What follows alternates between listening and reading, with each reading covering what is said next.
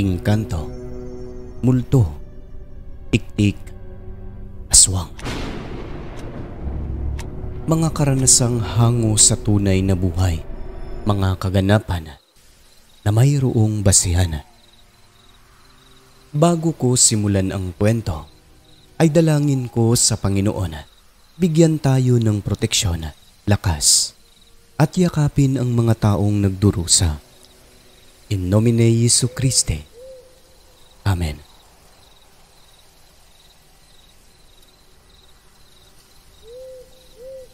Isang mapagpalang araw po sa inyong lahat, lalo na sa inyo, Sir Alex. Ako ulit si Agustina at ang ibabahagi ko naman ngayon, karanasan naming nakakatakot noong mga panahong ako'y maliit pa lang. Dalawang maiikling kwento at hango sa tunay na buhay. Baby pa ako nang mangyari ito. Alam namin na hindi magkukwento si nanay kung hindi niya mismo nakita, tapos sobrang detalyado pa. Ganon pa man, ito po ay base lang sa kanyang naging karanasan nila ni tatay. Nasa sa inyo pa rin po kung maniniwala kayo o hindi. Pakinggan na lang natin ang buong kwento niya. Minsan isang gabi nun, Sir Alex, pasado 11:00, nagkagulo ang mga tao sa sityo namin kung saan kami nakatira. Dahil maliit pa lang ako, iyakin pa, nais mang lumabas ni nanay upang alamin kung ano ang nangyayari. Hindi niya magawa kasi nga wala akong kasama sa kwarto. Ang tatay ko kasi lumabas para mag-usisa. May pagkatsismoso din nung time na yon. Gulat na gulat ang nanay ko pagbalik niya sa bahay sapagkat anito, sir, meron umanong putol na katawan sa may talahiban. Malapit ito sa abandonadong kubo. Ilang metro lang ang layo mula sa bahay namin. Inakala pa nilang biktima ng karumal-dumal na krimen. Kaso nagtataka sila, sir, dahil kahit putol ay buhay. Ibig sabihin, gumagalaw daw ang paa nito. Naka-cutics pa, pero puro putik na halatang dumaan sa mga palayan bago nakarating doon at nagkubli sa talahiban. Sinasabi ng iba na manananggal daw, sapagkat pati yung lamang loob ay gumagalaw talaga. Nang mga panahon na yon, uso ang aswang at mga kwentong manananggal sa lugar kasi merong insidente no na may manananggal talaga na nasabit sa kuryente. Kaya naniniwala silang lahat na ang putol na katawan na yon ay isang manananggal. Nakalabas din naman si nanay nun, sir, kasama ng ibang kapitbahay. At pinuntahan nila yung area kung saan nakita yung biyak na katawan. Ang tatay ko naman ang nagbantay sa akin sa kwarto kung kaya nakita mismo ng aking inay na meron ngang putol na katawan sa talahiban na nakasuot pa ng paldang itim. Ibig sabihin, isa po itong babae. Kung uso lang daw ang cellphone nung time na yon, meron na silang ebidensya na maipapakita. Kaso tali at kalabaw lang naman ang gadget ng mga tao nun kung kaya wala talagang ebidensya. Ang nakasilay naman po nun ay mga kabataang nanghuhuli ng ibon. Pinalibutan ito ng mga tao, sir, kasi aabangan daw ang pagbabalik ng kaputol. Ngunit nag-alauna na lang ng madaling araw ay hindi pa dumarating ang kalahati. Kaya may nagsasabing buhusan na lang daw ng asin o kaya'y sunugin. Na hindi naman sinang-ayunan ng iilang kasityong matanda, hayaan na lang daw ang putol na katawan na yun buhat ng baka kamag-anak lang ng isa sa kasityo. Total wala naman daw ginagawang masama kaya hayaan lang kasi baka nagpapahangin lang daw sa ibabaw yung kalahating katawan. Wala naman pong napabalitang may taong kinain ng aswang sa lugar na yun, sir. Kung kaya sa huli ay hinayaan na lang din ng mga tao ang kalahating katawan ng manananggal na yon. Gaya sa nauna kong kwento, yung sityo namin, sir, ay may mga pamilyang pinaghihinalaang aswang at manananggal na baka isa sa kanila ang nagmamay-ari nun, kaya hinayaan na lang din talaga. Kinabukasan, wala na yung putol na katawan na yon at tanging bakas na lang ang naiwan sa lupa.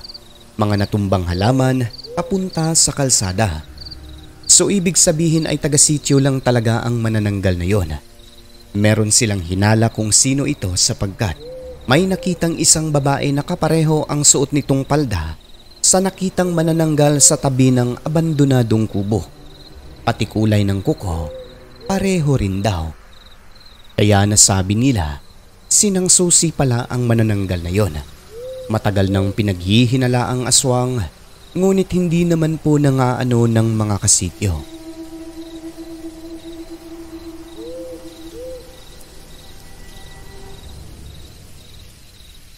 At eto naman po yung pangalawa kong story.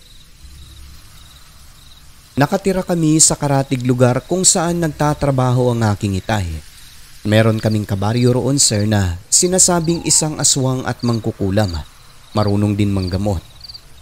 Nilalapitan daw ito ng mga tao kahit alam na isang aswang kasi nakakagaling din talaga ng mga sakit espiritual tulad ng mga nabati at kinulam. Meron ding pumupunta sa kanya na hinala ng iba, nagpapagawa o nagpapakulam. Nakaalitan ito ng aking inay dahil sa pera. Nangutang kasi ito sir at pinautang naman ni nanay. Ngunit noong sinisingil na kasi may paggagamitan sa pera ay hindi nagbabayad ng maayos. Maghintay daw ang mama ko kung kailan niya gusto magbayad. Kaya hayun nagkasagutan sila at napagsalitaan ni mama ng mga masasakit. Nung nangungutang sobrang bait pero nang sinisingil siya pagalit. Nahihiya naman ako sa iyo. Ay wala akong pakialam. Maghintay kayo kung kailan ako magbayad. Alam niyo namang gagamitin ko pa yung pera eh. Maghintay kayo. Hintay. Puro kayo paasa eh. Mag-iisang taon na. Ay wala akong pakialam. Wala akong pera. O di sige. Sa barangay tayo mag-usap. Nagkabaranggayan sila Sir Alex. Nangako naman yung palautang na magbabayad kaso dumaan na lang ang mga nakatakdang araw. Hindi naman po tumutupad. Nagbibitiw pa ng mga salita na parang may ibig ipahiwatig. Kumbaga, tinatakot niya ang aking nanay Sir Alex. Pagkalipas ng ilang araw noon, ginagambala kami ng aswang sa bahay. As in, ginagabi-gabi talaga. Magugulat na lang ako. May babagsak sa bubong namin at inaapak-apakan pa na animoy na iswa sa akin. Walang ibang pinaghihinalaan ng aking mga magulang kundi ang nakaalitan ni nanay kasi nga pinag-uusapan ito na isang aswang sa baryo at mangkukulam pa. Tapos yung nanay ko sir, nananaginip siya ng mga masasama tulad ng parang sinusunog daw ang kanyang mga paa, ang katawan na palatanda ang may gumagawa ng hindi kaaya-aya. Sa paglipas pa ng mga araw, ang paa ni nanay sir ay dahan-dahang lumulobo at namumula na inakala pa sa umpisa dulot ng sakit na diabetes. Ngunit ang nakakapagtaka lang noon, sa paulit-ulit na pagsuri sa aking nanay walang makitang kasagutan kung ano talaga ang sakit niya kasi normal po lahat ng kanyang mga resulta. Ang nakakapanlumo lang sa parte na yon, sinasabing mukhang malubhang sakit daw ang dumapo sa aking inay, tulad halimbawa ng sakit na kanser. Subalit hindi nawala ng pag-asa ang aking mga magulang. Malakas din ang kutob ng aking inay na may gumagawa sa kanya buhat ng nananaginip siya ng masama tapos may oras yung pagsakit ng kanyang paa. Natatandaan ko pa, umiiyak siya ng 12:00 ng hating gabi. Sa mga ganoong oras daw kasi ito, sumasakit. Wala naman kaming malapitan na manggagamot sa lugar noon. Kasi nga yung kabaryo naming nakaalitan ni nanay sir ay ang bukod tanging may kaalaman sa paggagamot sa baryo na yon. Hindi niya magawang lumapit dito dahil magkagalit nga sila noon at may utang pa na hindi binabayaran. Magmumukha raw kawawa ang aking nanay. Idagdag mo pang may pagdududa nga ang aking mga magulang na ito mismo ang gumagawa sa aking mama. Sa takot na baka kaming lahat ang mapahamak Sir Alex gawa ng bukod sa ginagabi-gabi ng aswang, mukha pang kinukulam ang aking nanay. Umuwi kami sa lugar namin sa Panay dahil merong kakilala ang aking mga magulang sa sityo roon na isang manggagamot nagtitinda ng kakanin. Ang matandang ito, marunong din mangkulam pero hindi niya ginagamit sa masama. Tinalikuran na ng mahabang panahon sa takot na magdusa sa impyerno habang buhay na kung tawagin ay ikalawang kamatayan. Marami umanong nais magpagawa sa kanya noon, ngunit lahat ay tinanggihan na niya. At ang nakakamangha pa sa matanda, hindi ito nasisinag sa pera. Lumalaban ng patas kahit hirap sa buhay, sapagkat sabi nito, lahat ng bagay sa mundo ay dadaan lang. Lahat may hangganan, kaya habang nabubuhay pa, pinili niya ang gumawa ng mabuti sa kapwa. Aanin mo raw ang pera kung ang iyong kaluluwa naman ay masusunog din sa impyerno pagdating ng panahon. At dagdag na sabi nito, totoo raw ang mga mahika, totoo ang pangkukulam at barang pagkata. Yan ay nababasa sa banal na kasulatan. Totoo rin ang impyerno at ang mga kaluluwa ng mga mambabarang, mangkukulam, nakasanla na sa Panginoon nila sa impyerno. Maliban na lang kung magawa mo pang magbago at pagsisihan ang lahat ng iyong nagawa. Ngunit kung kinarir mo talaga ang pagiging mangkukulam hanggang sa kamatayan, asahang ang kaluluwa ay mananatili habang buhay sa dagat-dagatang apoy ng impyerno. So ayun na nga po sir, hindi agad kami nakapunta sa kanya at ilang araw pang nagstay sa lumang bahay ni Lola. Kahit doon sir, sinundan talaga kami ng aswang. May isang gabi pa noon na hindi kami nakatulog ng maayos, talagang hindi pinatulog, bunsod nang bigla na lang may bumagsak sa bubong. Alam mong malaki at mabigat na nilalang sapagkat nagsilaglagan talaga ang mga alikabok mula sa kisame. Ang tatay ko naman po, paghahamon at pagmumura na lang ang nagagawa kasi hindi naman niya nakikita at hindi rin nagpapakita kahit na anong pagmumura doon sa nilalang. Nakakatakot lang, natatandaan ko pa. Bigla na lang may wawasiwas sa bubong namin tapos may malaking pagaspas ng pakpak na lilipad. Kaya alam na alam naming lahat, aswang talaga ito at sabi pa ni nanay, sinundan talaga kami hanggang sa lugar namin sa Panay. Matapos noon ay nilagnat ako sa takot na baka pati ako sir ay pipinsalain. Kinabukasan noon ay agad na kaming nagpasama sa aking tiyahin at nagtungo sa kakilalang manggagamot sa sityo. Kahit hirap, tiniis na lang ni nanay ang sakit kasi lumalala talaga yung pamamaga ng kanyang paa. Pagdating doon, habang sinusuri gamit ang baon ng niyog at kandila, kumpirmado, nalaman na hindi lang basta kulam ang ginawa kundi binarang talaga si nanay gamit ang apoy at papatayin daw talaga siya ng taong matindi ang galit sa kanya. Nakikita kasi ng manggagamot sir, base sa form na nabubuo sa langis na nakalagay sa plato. Sinusunog daw ang paa ni nanay tuwing hating gabi. Doon lamang naliwanagan ng aking mga magulang na kaya hating gabi sumasakit ang paa ng aking inay ay dahil ganoong oras pala talaga ginagawa ang pamiminsala sa kanya ng mambabarang. Kaya ang resulta, lumobo ang dalawang paa na parang litsyon talaga. Tapos nagkabitak-bitak pa ang sugat. Napailing na lamang ang manggagamot at sinabing buti na lang daw at nagtungo si nanay doon dahil kung hindi anumang oras ay ikakasawi niya yon. Yung inay ko sir, makikita talaga sa kanya yung paghihirap. So agad na tinulungan ng aking ina. Katunayan, mga 2 araw kaming nagstay sa bahay ng manggagamot. Sa huling araw ng gamutan, kung hindi po ako nagkakamali, Biyernes ng gabi, binalik daw sa mambabarang ang ginawa nito kay nanay. Simula nun, parang himala lang na dahan-dahang gumaling ang aking ina. Bagaman meron pang mga sugat, nawala naman po yung manas o pamamaga ng paa. Naalis din po yung parang litsyon na kulay nito at pananakit tuwing 12:00 ng gabi. Kaya sobra ang pasasalamat ni nanay dahil nakakatulog na po siya ng maayos. Ilang araw din na matyagang pumupunta sa bahay namin ang manggagamot upang magbigay ng mga pagkain at herbal na gamot sa aking ina. Makakatulong po kasi daw iyon sa mga sugat. Ang hindi ko makakalimutan, maaalat po yung mga pagkain na pinapakain niya. Parang magkakayuti ay kami noon. Awa naman po ng Diyos, sir. Gumaling talaga ang aking mama kung kaya abot langit ang pasasalamat namin sa manggagamot. Ang kabutihang ginawa nito, hindi talaga matutumbasan ng pera.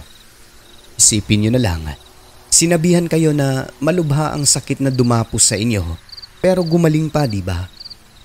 Kung ikaw siguro ang nasa sitwasyon ni nanay, siguro ayaw mo nang lumabas ng bahay. Pero nang dahil sa pananalig sa Panginoon, ayun, nalaman kung ano talaga ang dahilan at gumaling ng tuluyan sa pamamagitan ng mga taong kanyang ginawang instrumento para makatulong. Kaya matapos nun, umiyak talaga ang aking inay, sir, habang nagpapasalamat sa manggagamot. Tugon naman ito sa kanya, sa Diyos na buhay magpasalamat sapagkat siya ang tunay na nakapagpagaling sa aking inay. Instrumento lang daw sila na mga manggagamot upang makatulong sa kapwa. Sa sumunod na araw nun, minsan nagising ako ng hating gabi.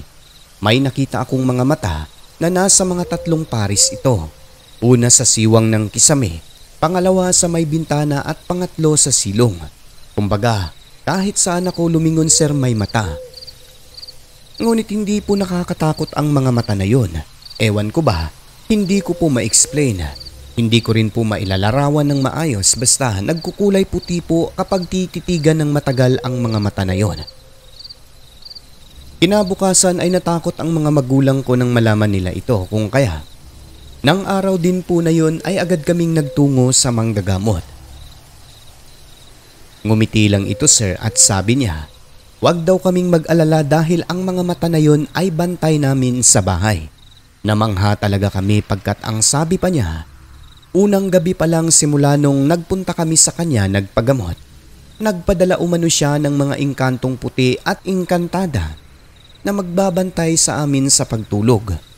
Hindi ko talaga inasahan na makikita ko ang kanyang mga sinasabing inkanto na yon. Mga katulong niya raw, sir, sa panggagamot.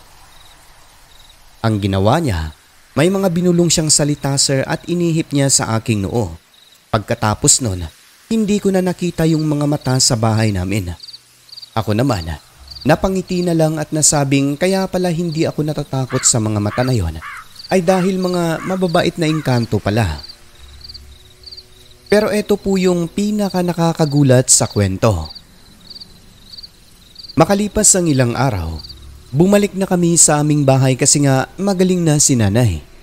Sa maniwala kayo o hindi, Sir Alex, nagulantang na lang kami sa balita. Paano kasi? Namatay daw yung nakaalita ni mama na palautang na aswang na naminsala sa kanya. Kakalibing pa lang nito noong mga nakaraang linggo. At ang nakakagulat pa, nabubulok daw ang paa. At ayon sa mga kapitbahay, nakarma sa itim nitong gawain. Sabi nga nila, kung gumawa ka ng mabuti sa kapwa, susuklian ka rin ng kabutihan na higit pa sa iyong ginawa. Kung nagbato ka ng kasamaan, babalik at babalik din sa iyo yan. Ang karma nga naman kung minsan, 10 beses ang katumbas ng balik niyan o mahigit pa. Na kung minsan, buhay ang naging kabayaran.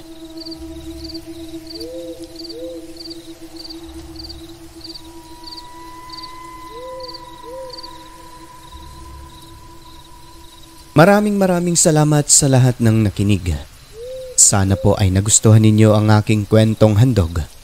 Maikli man ngunit ito po ay hango sa tunay na karanasan. Lubos na gumagalang, Agustina ng Panay.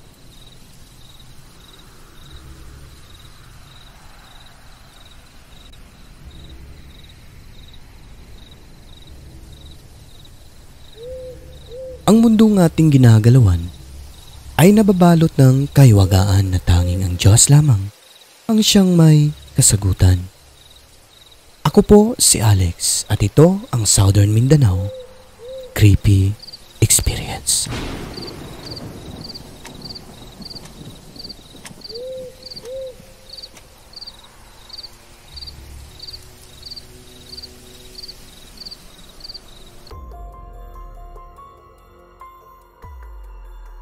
At ngayon ay madako naman po tayo sa ating membership shoutouts mga kaibigan ko. Binabati ko unang-una si Ma'am Rose Kim, no? Ayan na, bumalik na si Ma'am Rose Kim na 11 months member na. Nag-rejoin po siya. Maraming salamat po ma'am sa suporta. At syempre sa bagong members natin na si Rancid Horror Stories. Bago lang, kahapon lang siya nag-join. Maraming salamat sa pag-suporta po sa ating programa, sir. At syempre ganun din po sa ating mga matatagal ng channel members, si Mike, 26 months member na. Itong bago po si Susana Dorn at si Samantha Cruz. Maraming salamat po sa inyo. At syempre kay Cheng's channel na 10 months member na. Kay Liam na bago lang din po. Thank you po ma'am. Kay Darlene Kabatuan na 44 months member na. Thank you po. Matagal na po ito si ma'am Darlene Kabatuan, no? Hanggang ngayon nandito pa rin. At syempre kay Ramonita Verdugo na bago lang magwa 1 month na si ma'am. Thank you ma'am. Kay Lavi Del Rey 39 na siya. Kay Elsie Diacosta 40. Kay Rosary Jayarante na 2 months member na. Story Hikes of Totski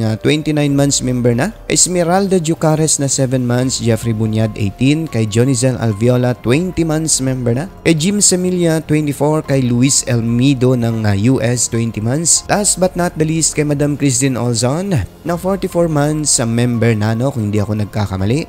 From Sweden po ito si Ma'am Christine Olzon. So ayun, maraming salamat po sa walang sawang pagtangkilik po sa ating mga programa sa suporta.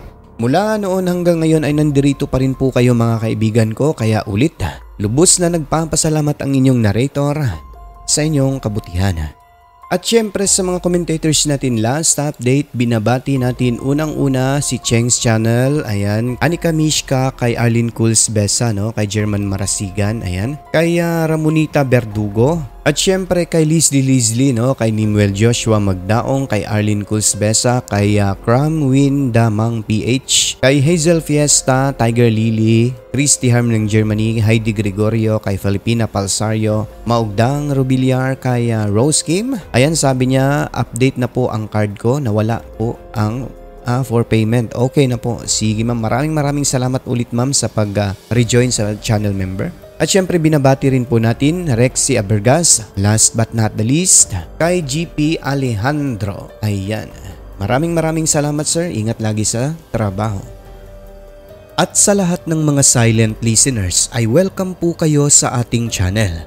Pumasok na po kayo at i-hit ang subscribe button. Syempre, huwag kalimutan ang notification bell upang updated kayo sa mga bago at nakakasabik nating mga kwento.